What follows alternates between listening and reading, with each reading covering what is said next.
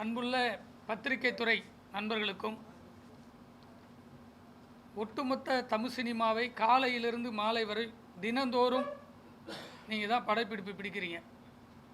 Daily 5 audio function நடக்குது, 5 release function நடக்குது. மாதத்தில் குறைஞ்சது ஒரு 50 படங்கள் நீங்கள் பார்த்துக்கிட்டே இருக்கீங்க. அப்படி தமிழ் சினிமாவே வழிநடத்தி செல்லக்கூடிய தமிழ் திரைப்பட தயாரிப்பாளர் சங்கம், அந்த சங்கத்தினுடைய 33 நிர்வாகிகள் சரிவர இருந்தால் மட்டுமே ஒட்டுமொத்த தமிழ் சினிமாவையும் வழிநடத்த முடியும் என்பதுதான் வரலாறு. அந்த வரலாறில் பல என்னுடைய மூத்த தயாரிப்பாளர்கள் எல்லாம் கேஆர்ஜி அவர்கள், கேஆர் அவர்கள், ராவுத்தர் அவர்கள், அமரர் ராமநாதன் சார் அவர்கள், அண்ணன் கலைப்புலி தானு அவர்கள், இவர்களுக்கு பிறகு எஸ்சிஎஸ்சி அவர்கள், அதன் பிறகு சங்கத்தை ஒரு கட்டுக்கோப்பாக சங்கத்தில் அமர்ந்து எல்லா சங்கங்களையும் ஒன்றிணைத்து வழிநடத்தக்கூடிய தகுதி இருப்பா, வளர்ச்சி அடையுமா என்று பார்க்கிற போது யாருமே அப்படி ஒரு நிலைமை உருவாக்கவில்லை. இந்த ஒரு 6-7 ஆண்டுகளுக்கு மேலாக தொடர்ந்து தயாரிப்பாளர்கள் வஞ்சிக்கப்படுகிறார்கள், தயாரிப்பாளர் சங்கம் வஞ்சிக்கப்படுகிறது, தயாரிப்பாளர் சங்கத்திற்குள்ளேயே பல பிரிவினைகள், இன்னொரு சங்கங்கள் பிரிந்து செல்கிறது. இதையெல்லாம் ஒவ்வொரு தயாரிப்பாளர்களுடைய மனக்குமுறலாக நினைத்து கொண்டிருக்கிறார்கள். இது பொதுவெளியில் பேச வேண்டும் என்று நினைக்கிற போது என்னுடைய பலதரப்பட்ட வாட்ஸ்அப் குரூப்பில் எங்களுடைய சக தயாரிப்பாளர்கள் தங்களுடைய மனக்குமுறலை சொல்லி சொல்லி அந்த குரூப்போடு முடிந்து விடுகிறது. இதற்காக தான் ஒரு ஆலோசனை கூட்டம். இது முதல் கூட்டம் அல்ல. உங்களுக்கு பத்திரிகை துறையர்களுங்க வீடியோகிராஃபர் நிறைய வந்திருக்கீங்க. உங்களுக்கு ஆயிரத்தரமாக எப்படி தெரிஞ்சிருக்கா தெரியலையான்னு தெரில. ஆனால் இந்த மீட்டிங் இந்த 3 ஆண்டுகளில் 7வது மீட்டிங். முதல் முறையாக நாங்கள் ப்ரெஸ்ஸை கூப்பிட்ருக்கோம். ஏன் கூப்பிட்ருக்கோன்னா, எங்களுடைய அண்ணன் தங்கசேகர் அவர்கள், அண்ணன் ஜெயக்குமார் அவர்கள், எங்களுடைய அண்ணன் ராஜசிம்மன் அவர்கள், அண்ணன் தமிழரசன் அவர்கள் தயாரிப்பாளர் சங்கத்தில் ஒரு பெண்ணாக இருந்து எதிர்த்து நின்று துணைத் தலைவராக நின்று பல வாக்குகளை பெற்றிருக்கக்கூடிய அக்கா ராஜேஸ்வரி அவர்கள், அண்ணன் சண்முகம் அவர்கள், மணிமாறன் அவர்கள், தீர்த்தமலை அவர்கள், இளமாறன் அவர்கள், இப்படி எண்ணிலடங்காத தயாரிப்பாளர்கள் இந்த களத்தில் வந்து நிற்பதே அவர்களுடைய சுயநலம் எதுவுமே கிடையாது. ஒட்டுமொத்த தயாரிப்பாளர்களுக்கும் நல்லது நடக்க வேண்டும் என்கின்ற ஒரே பொது நோக்கத்திற்காக மட்டும்தான் இந்த கூட்டம். நான் இந்த சங்கத்தில் இருக்கக்கூடிய இந்த நிர்வாகத்தில் 33 பேர் கொண்ட கமிட்டியில் ஒரு செயற்குழு உறுப்பினராக இங்கே பதிவு செய்ய கடமைப்பட்டிருக்கிறேன். ஒரு இயக்குனராக மட்டுமல்ல, தயாரிப்பாளராக மட்டுமல்ல, தமிழ் சினிமாவை வழிநடத்தக்கூடிய தலைவர் உள்ளிட்ட நிர்வாகிகள் தொடர்ந்து 25 மாதங்கள் செயற்குழு நடைபெற்றது. அந்த செயற்குழு எடுத்த தீர்மானங்கள் இதுவரை எதுவுமே நடைமுறைப்படுத்தவில்லை. பல முறை பதிவு செய்திருக்கிறேன். வருடத்திற்கு ஒரு முறை செப்டம்பர் 31ஆம் தேதிக்குள் சட்டப்படி விதியின்படி பைலா பிரகாரம் ஒரு பொதுக்குழு நடத்த வேண்டும். இதுவரைக்கும் 2 ஆண்டுகள் கடந்து பொதுக்குழு நடத்தவில்லை. முன்னாடி நிர்வாகம் விஷால் தலைவராக இருக்கும்போது அவர் சங்கத்தில் இருந்த பணத்தை அனைத்தையும் காலி செய்து விட்டார். நிர்வாகத்தில் பொதுக்குழு கூட்டவில்லை என்பதற்காக தான் சங்கத்தையே பூட்டு போட்டு அவர் நிர்வாகத்தை வெளியே அனுப்பினோம். அப்பொழுதெல்லாம் இந்த நிர்வாகிகள் பூட்டு போடுவதற்கு உடந்தையாக இருந்தார்கள். ஆனால் இவர்கள் பதவிக்கு வந்து 3 ஆண்டுகள் செல்கிற போது இவர்கள் எந்த விஷயத்தையும் நடைமுறைப்படுத்தவில்லை. விஷாலை காட்டிலும் மிக மோசமான சங்கத்தை, நிதியை அனைத்தையும் காலி செய்துவிட்டு எந்த ஒரு ஆலோசனை கூட்டத்தை யார் கூட்டினாலும் மூத்த உறுப்பினர்களாக இருக்கக்கூடிய 154 உறுப்பினர்கள் மேற்பட்டவர்கள் மாதம் ஊக்கத்தொகையாக 12,000 ரூபாய் சென்று கொண்டிருந்தது. அதை இவர்களுடைய இயலாமையினால் இன்று 5,000 ரூபாய் சென்று கொண்டிருக்கிறது. 5,000 ரூபாய் கொடுக்கின்ற ஒரே காரணத்தினால் என்னுடைய சக உறுப்பினர்களை, மூத்தவர்களை நான் உங்களுக்கு பணம் கொடுக்க மாட்டோம் என்று இவர்கள் தடுத்து அவர்கள் எந்த சந்திப்புக்கும் வருவதில்லை. ஒரு மீட்டிங்கும் வரதில்லை. ஆல்ரெடி 7 மீட்டிங் போட்டிருக்கோம். அதுக்கு அடுத்தாப்புல அரசாங்கத்தினுடைய பெயரை பயன்படுத்தி சப்சிடி தருவேன் என்று சொல்லி ஒட்டுமொத்த சப்சிடிக்கு அப்ளை பண்ணியிருக்கக்கூடிய தயாரிப்பாளர்களை உங்கள் அனைவருக்கும் நாங்கள் கொடுப்போம் என்று சொல்லி ஃபோனின் வாயிலாக அவர்களையும் எந்த சந்திப்புக்கும் தடுத்து கொண்டிருக்கிறார்கள். உதாரணம், தயாரிப்பாளர் சங்கம் நடத்திய பென்ச்மார்க் ஒரு மீட்டிங், 250 தயாரிப்பாளர்கள் கலந்து கொண்டார்கள். எந்த பிரஸ்ஸையும் நாங்கள் அழைக்கலை, உண்மையிலே அழைக்கவில்லை. 300 தயாரிப்பாளர்கள் கலந்து கொண்டு இதே போல் ஆலோசனை செய்து சங்கம் செயல்படவில்லை, நிர்வாகிகள் செயல்படவில்லை என்று 5 செயற்குழு உறுப்பினர்கள் கலந்து கொண்டு, செயலாளர் திரு ராதாகிருஷ்ணன் அவர்கள் கலந்து கொண்டு தன்னுடைய எதிர்ப்பை தெரிவித்தோன் போன ஆண்டு பதவியில் இருந்து கொண்டே. அப்பொழுதும் இந்த நிர்வாகம் காது கொடுத்து கேட்கவில்லை. அதன் பிறகு அர்ஜென்ட் பொதுக்குழு போட்டு செயற்குழுவில் முடிவு எடுத்து, அந்த செயற்குழுவே நடக்காத போது அர்ஜென்ட் செயற்குழு போட்டு, காலையில் செயற்குழு போட்டு 3 நாளில் அர்ஜென்ட் பொதுக்குழு ராதா பார்க்கில் நடக்கும் போதும் இதே உறுப்பினர்களை மானியம் தருகிறேன், ஊக்கத்தொகை நிறுத்துவேன் என்று சொல்லி அந்த மீட்டிங்கும் தடுத்தார்கள். ஆனால் அதே சந்திப்பில் 300 நபர்கள் கலந்து கொண்டார்கள். ஆனால் இங்கு யாரையும் நாங்கள் அழைக்கவில்லை. வாட்ஸ்அப்பில் மட்டும் என்னுடைய சக உறுப்பினர்கள் யாரெல்லாம் பதிவு செய்கிறோமோ நாங்களே பதிவு போட்டோம், ஒரு ஆலோசனை கூட்டம் நடத்த வேண்டும் என்று. இந்த செய்திகள் அனைத்தும் தயாரிப்பாளர்கள் பாதிக்கப்படுகிறார்கள், ஒட்டுமொத்த இண்டஸ்ட்ரியும் நல்லா இருக்குது, என்னுடைய உறுப்பினர்கள் தொடர்ந்து பாதிக்கப்படுகிறார்கள். வியாபார ரீதியாக, விற்பனை ரீதியாக, ரிலீஸ் செய்வது ரீதியாக, தொழில் ரீதியாக அனைத்து சங்கங்களும் எங்களுடைய சங்கத்தினுடைய உறுப்பினர்களையும் தயாரிப்பாளர்களையும் நசுக்கப்படுகிறார்கள். இவர்களை பாதுகாப்பதற்காக தான் இந்த ஆலோசனை கூட்டம். ஒவ்வொருத்தரும் ஒவ்வொரு கருத்துக்களை சொல்லியிருக்கிறார்கள். அனைவரும் அவருடைய கருத்து உண்மையான கருத்து, அதில் எந்த மாற்று கருத்தும் இல்லை. ஆதங்கத்தை பதிவு செய்திருக்கிறோம். எங்களுடைய அனைவருடைய நோக்கமும் சங்கம் நல்லா இருக்கணும், உறுப்பினர்கள் நல்லா இருக்கணும். நிர்வாகிகள் பண்ணுகின்ற தவறால் ஒட்டுமொத்த தமிழ் சினிமாவும், இதுவரையும் அண்ணன் தம்பி உறவாக இருந்த பெப்சியும் தயாரிப்பாளர் சங்கமும் பல வருடங்களாக ஒற்றுமையோடு இணைந்து செயல்பட்ட சங்கம் இந்த நிர்வாகத்தால் பிரிவினை வந்து, உங்களுக்கு தெரியும், எக்மோரில் ஒரு பெரிய ஆர்ப்பாட்டம் நடைபெற்றது. தயாரிப்பாளர்களுக்கு ஆப்போசிட்டாக பெரிய ஆர்ப்பாட்டத்தை அரசாங்கத்தினுடைய அனுமதி பெற்று சேப்பாக்கத்தில் ஒரு பெரிய ஆர்ப்பாட்டத்தை பெப்சி நடத்தியது. இந்த பெப்சி நடத்துவதற்கே உடந்தையாக இருந்தது இந்த நிர்வாகி தலைவர் மட்டுமே. ஏனென்று சொன்னால், தலைவரை தண்டிக்கக்கூடிய இந்த 33 பேரும் ஒன்றிணைந்தால் எப்பொழுதுமே மாற்றத்தை உருவாக்கி இருக்க முடியும். ஒட்டுமொத்த சினிமாவையும் வழிநடத்தி, ஒட்டுமொத்த சினிமாவில் இருக்கக்கூடிய கலைஞர்களும் இன்று வாழ்வாதாரத்தோடு வாழ்வதற்கு காரணமே என்னுடைய சக தயாரிப்பாளர்கள். அந்த சக தயாரிப்பாளர்களை மதிப்பும் மரியாதையும் இல்லாமல் இன்று நிற்பதற்கு காரணம் தமிழ் திரைப்பட தயாரிப்பாளர் சங்கம், அதனுடைய தாய் சங்கம். இந்த சங்கத்தை பாதுகாக்க வேண்டியதும் உறுப்பினர்களை பாதுகாப்பதற்காக தான் பொதுக்குழுவை கூட்ட வேண்டும் என்பதற்காக இத்தனை பேரும் கலந்து கொண்டிருக்கிறோம். எங்களுடைய கோரிக்கையாக, எங்களுடைய ஆர்ப்பாட்டமாக, எங்களுடைய மூத்த உறுப்பினர்களுடைய முன்னிலையிலே எங்களுடைய கருத்துக்களை பதிவு செய்கிறோம். நன்றி, வணக்கம். இந்த கோஷத்தை பதிவு செய்கிறோம். அப்படியே ஏஞ்சிக்கிறதா பரவாயில்லைங்களா? ஓகே. நீங்க எந்த டிவி பிரதர்? இல்ல நீங்க எந்த டிவி? நல்ல கேள்வி, நல்ல கேள்வி. பதில் சொல்வதற்கான நல்ல கேள்வி தான். நீங்க நான் சொல்றேங்க, இல்ல எந்த சேனல் கேட்டா சொல்லுங்க, தெரிஞ்சுக்கலாங்க.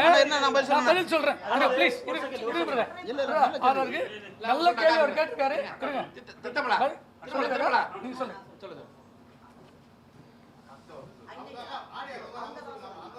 நல்ல கேள்வி, அவர் பாராட்டணும். அவர் பிரதர் இந்த பாருங்க பிரதர், இந்த நான் சொல்கிறேன், உங்களுக்கு தெரிஞ்சுக்கிறதுக்கு தான் சொன்னேன். நீங்கள் மீடியாவில் இருக்கீங்க, 15 பேருன்னு சொல்லாதீங்க. அதுக்கு தான் சொன்னேன். 7 கூட்டம் போட்டிருக்கோம். மீடியாவை இப்போ தான் முதல் முறை கூட்டிருக்கோம். தயாரிப்பாளர் சங்க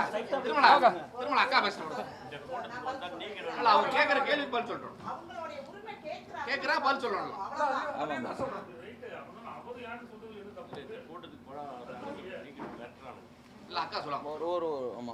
அதாவது பஞ்சமாண்ட அவர்கள் 5 பேர் தான் போர் புரிஞ்சாங்க, அண்ட் துரியோதனன் 100 பேர் போர் புரிஞ்சாங்க. அது மாதிரி. வணக்கங்க, நான் ராஜேஸ்வரி பேசுறேன். இல்ல நீங்க கேக்குற கேள்வி கரெக்ட், ஆனா நாங்க வந்து அண்ணே இருக்குங்க, நீங்க கேக்குற கேள்வி கரெக்ட். 1500 பேர்ல நாங்க அவசரமா 2 நாளைக்கு முன்னாடி தான் பிளான் பண்ணி, நாங்கள் ஒரு 4-5 அண்ணன் ஒரு 4 பேர் தான் பிளான் பண்ணாங்க. நாங்கள் யாருமே இதில் தலையிடலை. ஆனால் திடீர்னு பார்த்தா நேற்று நைட்டு வாட்ஸ்அப்பில் வந்து தயாரிப்பு சங்கம் வந்து என்ன போட்டிருக்குன்னா, நீங்கள் யாரும் கலந்துக்கிறக்கூடாது, அப்படி கலந்துக்கிட்டீங்கன்னா நீங்கள் வந்து நடவடிக்கை எடுக்கப்படும்னு சொல்லிட்டு போட்டிருக்குறாங்க நேற்று. இந்த இருக்குது, நீங்கள் வேணால் வாங்கிக்கிறங்க. ஆனால் அது தப்பு இல்லையா? ஏதோ ஒரு 4 பேர் சேர்ந்து ஏதோ ஒன்று பண்ணுறாங்க, அதை வந்து தடுக்கிறது. நேற்று நைட்டு வந்து எல்லாரும் வாட்ஸ்அப்லேயும் பணம் போயிருக்கு, போகக்கூடாதுன்னு. இதெல்லாம் எந்த விதத்தில் இது எவ்வளோதோ நாங்கள் போராட்டங்களை 20 வருஷமாக சந்திச்சிருக்கிறோம். விசால் தம்பி இருக்கும்போது நாங்கள் பூட்டே போட்டவங்க. அந்த மாதிரி இருக்கும்போது ஒரு பொதுக்குழு கூட்டணும்னு ஒரு புதுசாக ஏதோ ஒன்று ஆரம்பிக்கிறாங்க. இதில் என்ன தப்பு இருக்குது நீங்களே சொல்லுங்கள். நீங்கள் கேள்வி கேளுங்க, நான் பதில் சொல்கிறேன். கேள்வி. ஆமாம், எத்தனை கடிதம் இவங்கள்கிட்ட கொடுத்து கடிதம் கொடுத்து இப்போ வந்து ரிஜிஸ்ட்ரார் ஆஃபீஸு, ஐசி ஆஃபீஸு, அங்கேன்னு நான் வந்து கிட்டத்தட்ட 40 பேர்கிட்ட கடிதம் போட்டுருக்குறோம்.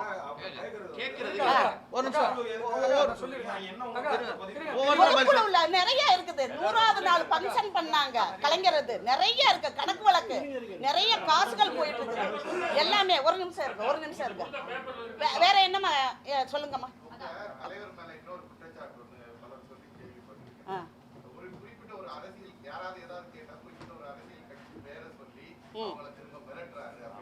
அது உண்மையிலே நடக்குதுங்க. என்ன நடக்குதுன்னா நான் சொல்றேன்.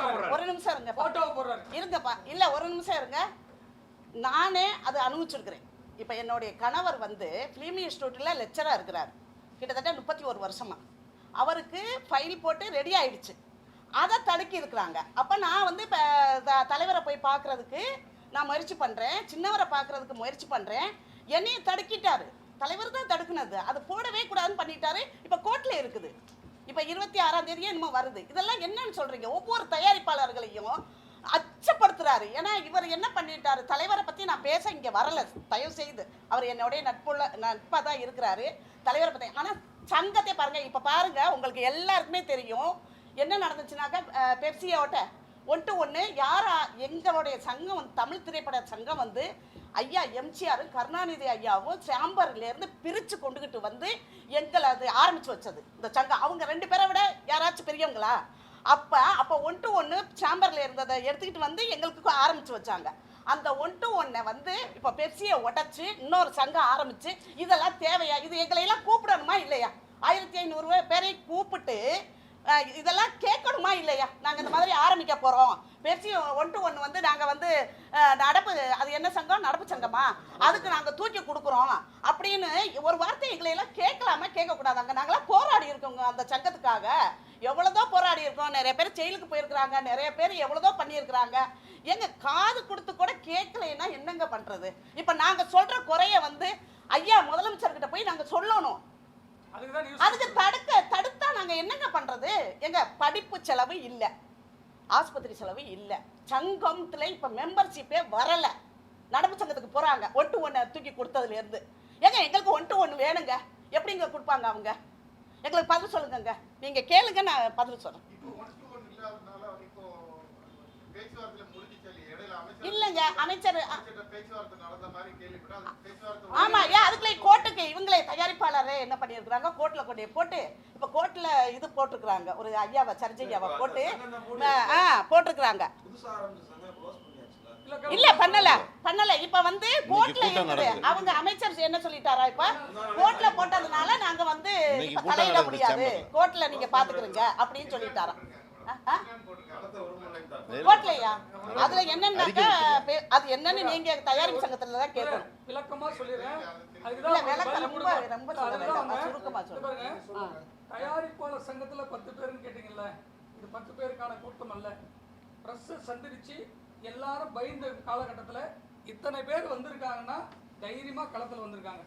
ஒரு செயற்குழு உறுப்பினராக அங்கே இருக்கிறதுனால 25 மாதங்கள் நேரடியாக இந்த சினிமாவுக்கே எவிடன்ஸ் யாரு, தயாரிப்பாளர் சங்கம். அதில் ஒரு 33 பேர் எங்களை ஜெயிக்க வச்சிருக்காங்க. உறுப்பினர்கள் எல்லாரும் சேர்ந்து 6000 பேர் உறுப்பினர் இருக்காங்க. 1570 பேர் நிரந்தர உறுப்பினர், ஓட்டு போடக்கூடிய தகுதி உள்ளவங்க. 6000 மெம்பர் அதில் இருக்காங்க. எல்லாருமே 1.5 லட்சம் பணம் கட்டணுங்க. அவங்கள பாதுகாக்க வேண்டியது சங்கம். என்ன இருக்கு? நான் தேர்தலில் நின்று ஜெயிச்ச பிற்பாடு 20 முறை தயாரிப்பாளர் சங்கத்தினுடைய செயற்குழுல மனு கொடுத்துருக்கேன். நம்ம பேசியிருக்கிற எதுவுமே நீங்க நடைமுறைப்படுத்தல. பொதுக்குழு சட்டப்படி நடத்த வேண்டிய வருஷத்துக்கு செப்டம்பர் 31 பொதுக்குழு நடத்தணும். அது எந்த கட்சியா இருந்தாலும் எந்த பாடியா இருந்தாலும். இந்த சங்கத்துல 2 வருஷமா நடத்தல. 3 வருஷம் செயற்குழு நடத்தினா பைலா கேன்சல் ஆயிடும். பைலா புக்ல இவங்களே நடத்துறாப்புல சைன் பண்ணிடுறாங்க. செயற்குழு உறுப்பினர்களே 7 பேர் வரதில்லை. துணைத் தலைவர்கள் 2 பேர் வர்றதே கிடையாது. துணைத் தலைவர்கள் 2 பேரும் எங்கேயாச்சும் கேள்விப்பட்டீங்களா? சங்கத்துல துணைத் தலைவர்கள் வர்றதே கிடையாது, சுத்தமா வர்றதில்லை. வீட்டில் போய் கையெழுத்து வாங்கிட்டு வர்றாங்க. எப்படிங்க இது? இது இது தயாரிப்பாளர்கள் வந்து மெயின் பொதுக்குழு கூட்டல சார். பொதுக்குழு கூட்டாம இருக்கிற ரீசன் வந்து எனக்கு துணை முதல்வர் தெரியும் அப்படின்னு போட்டோ போட்டு விரட்டுறாங்க. அதுதான் நான் சொல்லிட்டேன். ஆமா சினிமா வந்து அரசியல் கப்பார் இத வந்து ஐயா கலைஞர் நூற்றாண்டு விழாவை கணக்குல ஒப்படைக்கல. ஐயாவும் துணை முதல்வரும் தலையிட்டு இத வந்து இந்த சங்கத்தை காப்பாற்றணும்னு நான் கோரிக்கை வைக்கிறேன். ஆமா இதுதான் கோரிக்கை, வேற எதுக்குமே கோரிக்கை தவறா பயன்படுத்துறாரு. பொதுக்குழு சங்கத்துல இருந்து போனா ஒரு பொதுக்குழு கூட்டம் முடிஞ்சு போச்சு. இல்லங்க, வருஷத்துல ஒரு நாள் கூட்டியே ஆகணும். வருஷத்துல ஒரு நாள் கூட்டியே ஆகணும். ஆமா பதவி காலம் இன்னும் இருக்கு. அது 3 வருஷம் மாத்திட்டாங்க. 2026 பிப்ரவரி வரைக்கும் இருக்கு. முழுக்க என்னன்னா ஓகே தமிழக முதல்வரோட ஓகே நன்றிங்க, வணக்கங்க. எங்களுக்கு தேவை பொதுக்குழு. பொதுக்குழு அத சொல்லுங்க எல்லாருக்கும். எங்களுக்கு தேவை பொதுக்குழு. தயாரிப்பாளர் சங்கம் வந்து சங்கங்களுக்கே இருக்கின்ற அடிப்படை சட்டத்திட்டப்படி முதல்ல நடக்குது. கலைஞர் நூற்றாண்டு விழா ஃபங்க்ஷனோட கணக்கு தெரியல, அதுல ஊழல் செய்யப்பட்டிருக்கு. அவ்வளவுதான். கலைஞர் நூற்றாண்டு விழா தான் மெயின். ஏன்னா அந்த நூற்றாண்டு விழா சினிமால முக்கியமான தலைவர் தான் கலைஞர் ஐயா. கலைஞர் ஐயா ஒரு நூற்றாண்டு விழா இதே முரளியோட அப்பா நடத்தி சிறப்பா பண்ணாரு. இவங்க நூற்றாண்டு விழா பண்ணி அதுல பெப்சிக்கு ஏதோ வரவு செலவு கொடுக்கல அப்படிங்கிறது மிகப்பெரிய ஊழல் இருக்கு. அந்த ஊழலை பொதுக்குள்ள வைக்காம எல்லாரும் கேள்வி வைப்பாங்க, பொதுக்குழு கூட்டாம இருக்காங்க. இதுதான் மிகப்பெரிய குற்றச்சாட்டு. அவர் ஆகும்னா இதுக்கு என்ன செய்யறாரு? உதயநிதி எனக்கு தெரியும், மாண்புமிகு முதல் துணை முதல் தெரியும் அப்படிங்கிறாங்க. அவர் அப்படி கிடையாது. நேர்மையா செயல்பட்டு இருக்கிற நிர்வாகத்து மேல அவங்கள காட்டி உறுப்பினர்களை பயமுறுத்துறாங்க.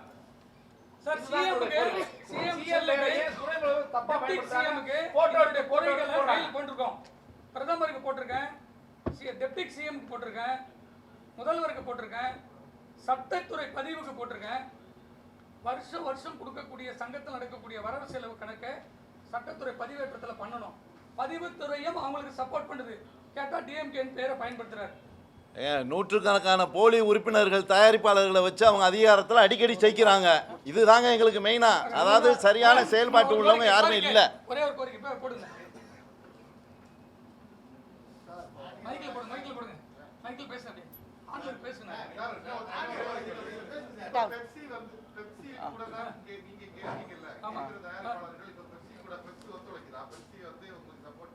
சப்போர்ட் பண்ணுது இல்ல, அதெல்லாம் கிடையாது. பெப்சி எங்களோட தான் 25 மாதங்கள் சங்கத்தில் உட்காந்து பேச்சுவார்த்தை நடத்தணும். நான் அதில் உட்கார்ந்து இருக்கேன் பேச்சுவார்த்தையில். அந்த நடத்துகிற பேச்சுவார்த்தையில் 80% பேச்சுவார்த்தை முடிஞ்சு சுமூகமாக சைன் பண்ணிட்டோம். 20% பேச்சுவார்த்தை நாளைக்குன்னு சொல்லி தலைவர் வராதனால அந்த பேச்சுவார்த்தை 1 வருஷம் கடந்துருச்சு. அதில் விரிசல் வருவதற்கான காரணம் கலைஞருடைய நூற்றாண்டு விழாவில் 10 கோடி ரூபாய் வந்திருக்கு. வரவு கணக்கை ஜெயிச்சிருக்கிற 33 பேருக்கும் தலைவர் சொல்லலை, நிர்வாகிகளுக்கும் சொல்லலை, உறுப்பினர்களுக்கும் சொல்லலை. பெப்சிக்கு 2,85,00,000 ரூபாய் சங்கத்திலிருந்து கொடுக்கணும். அவங்க ஒரு 100 பேர் கிளம்பி வந்தாங்க. சங்கத்தில் உட்காந்து அமர்ந்து பேசும்போது 5 நாள் தருநாள் போனவர் தான் இவர் யாருடைய ஃபோன் எடுக்கல. பெப்சிக்கும் தயாரிப்பாளர் சங்கம் அங்கே தான் இடைஞ்சலே வந்தது, முதல் சந்திப்பு. அதுக்கப்புறம் பெப்சி எவ்வளோ பேசி பார்த்தாங்க தயாரிப்பாளர் சங்கத்தில், இவர் வரதே இல்லை. வேறு வழி இல்லாமல் அவங்க நடப்பு சங்கத்தோடு போய் சைன் பண்ணுறாங்க. எங்கள் சங்கத்தோடும் தயாரிப்பாளர் சங்கத்தோடும் வேலை செய்வோம், அந்த சங்கத்தோடும் வேலை செய்தால் குறிக்க வேலை செய்ய மாட்டான் சொல்லலை.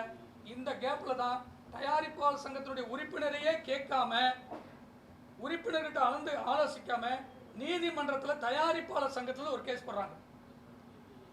அதுவே தவறு. அதுக்கு வந்து பெப்சியிலேருந்து மறுப்பு சொல்லியிருக்காங்க, நாங்கள் யாரு கூட வேணா வேலை செய்யணும். அது தயாரிப்பாளர் சங்கத்தினுடைய நிர்வாகியாக இருக்கிறவங்க அவங்க எடுத்த தவறான முடிவில் நீதிமன்றத்துக்கு போயிருக்கு. ஒரு நீதியரசரை போட்டிருக்காங்க சமாதானத்துக்கு. தயாரிப்பாளர் சங்கமோ பெப்சியோ 2 கண்ணு போல, ஒரு இயக்குனர் ஒரு தயாரிப்பாளர் எப்படியோ அது போல பெப்சியோ தயாரிப்பாளர் சங்கமோ. அதுக்கு நீதிமன்றம் போக வேண்டிய அவசியமே இல்லை. 2.5 வருஷம் 3 வருஷம் உட்காந்து சங்கத்திலேயே பேசி முடிக்கப்பட்டதை இவங்க யாருமே கலந்துக்கு வராத தலைவரால சங்கம் நீதிமன்றத்துக்கு போயிருக்கு. செயலாளர் போல அப்படி இல்ல, சங்கமே போயிருக்கு. சங்கத்துல அவங்களுக்கு சப்போர்ட் பண்ணுவாங்க. எங்க இவ்வளவுதான் சொல்லியாச்சுங்க, போராடுறாங்க.